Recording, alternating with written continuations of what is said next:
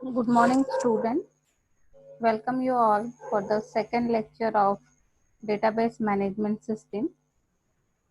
Now, in the last lecture, we have discussed the concept of DBMS.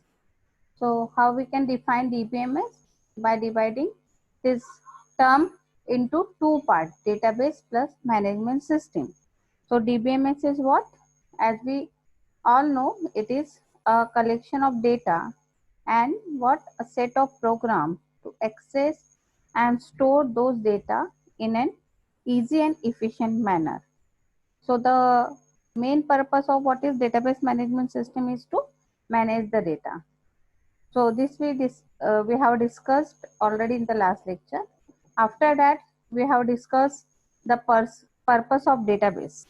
So why database is required? Because in the that is a previous data is stored in the form of files, so it has some drawback like data redundancy and inconsistency, difficulty in accessing the data isolation, data security and transaction problem.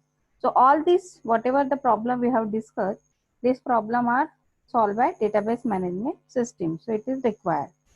Then after that, we have discussed already the concept of types of DBMS.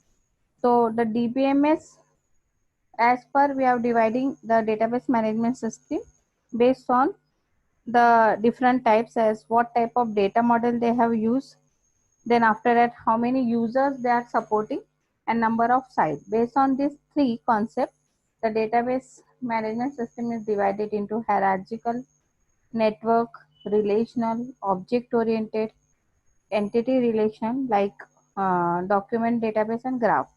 So these are all we have discussed already in the last lecture. After that, we have also discussed data abstraction and data independence. Data abstraction means what? Hide irrelevant data from the user. They are discussed with the help of diagram, three-level diagram. The low level is physical, then logical and view level. After that, we have discussed data independence using physical and logical data independence with their difference. And lastly, we have discussed already in the last lecture the advantages of DBMS. So this is the overview of the last lecture. Today we are going to discuss that is the concept of queries in database management system by introducing the query language that is called as SQL, that is structured query language. And we are going to discuss in detail the data definition language. So we are starting with the concept of query. So what is query? A query, we can say, is a request for data.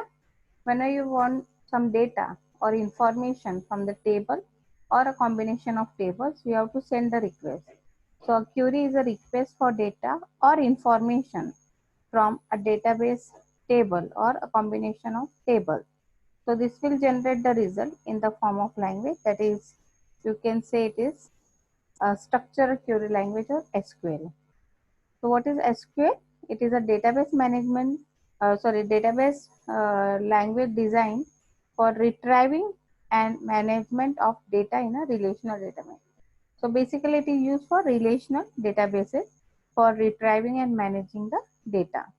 So the structured query language basically is the standard language for database management. All the RDBMS system like MySQL, MS Access, Oracle, Sybase, they use this standard database language.